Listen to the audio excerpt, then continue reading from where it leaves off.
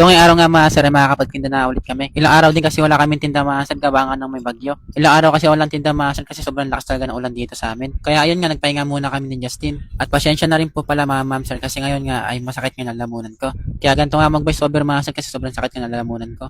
At pinilit ko nga lang mag-voice over ngayon mga sir kasi nga ilang araw na rin ako walang upload. So dito nga pala namimili na ako ng mga karne ko dito. At sa mga gusto palang bumili ng mga karne sa bayaw ko, dito nga lang pala sila sa Harmony. Malapit nga lang pala yung pwesto nila sa Tulay at pagitan nga lang ng Bulacan at Caloocan.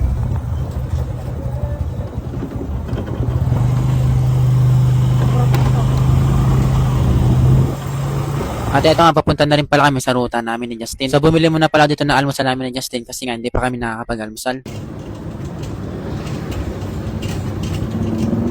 So, ano ba naman nga pala namin si nanay, bumili sa amin ng konting manok, tapos isda at gulay. Tinadtad ko lang pala dito sa maliliit na park yung manok, tapos nilinisan ko lang pala itong tilapia ni nanay. Tapos dito, may nagpalinis ka rin pala sa akin ng isang pirasong bangus. At hiniwa ko nga lang to ng maliliit na park. At dito nga pala, bumili sa amin si nanay ng isang picture na manok, at hiniwa ko nga lang to ng maliliit na park. Sa awangan ng Diyos mga sir, marami na palang bumili sa amin dito. Yung iba nga, pag bumibili nga sa amin, ay Gcash na nga binabayad sa amin. Nasanay na kasi masuki namin na Gcash ang binabayad.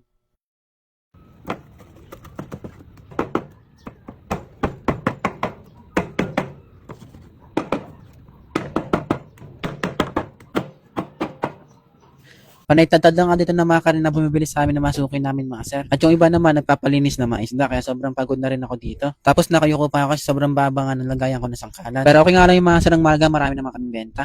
Si ate naman dito mga sir ma'am ay marami nga bumili sa amin. Inubos na yung salmon belly namin tapos yung mga karne. At bumili nga rin pala si ate ng gulay at mga isda. Pang-isda kasi ni ate mga sir kaya marami siyang binibili sa amin.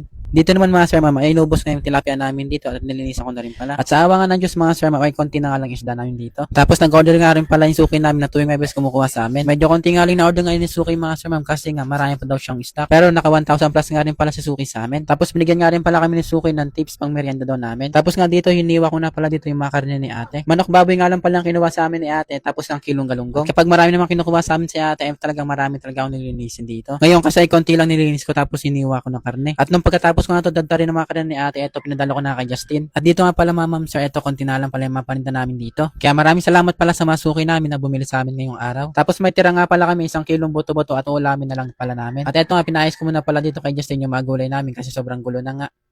Mga sir, kain muna kami dahil gutom na. Tapos tanghali na rin kaya kain muna tayo. Gutom na rin Sir Bon. At yung kasama ko gutom na rin. Tara, let's go. So eto mga sa nag-order nga pala kami nito ting sa kalahating kanin tapos etong ulam na kaldereta. Tapos bumili nga rin pala kami sa order na puso ng saging para naman may gulay kami at hindi nga lang puro karne. So kain muna pala tayo mga sir, ito nga gutom na ako dito kaya naresbakan ko na. At pagkatapos nga namin kumain, ayan nga busog na busog kami kasi sobrang dami namin nakain. So paano ba hanggang dito na lang muna tayo hanggang sa muli. Paalam.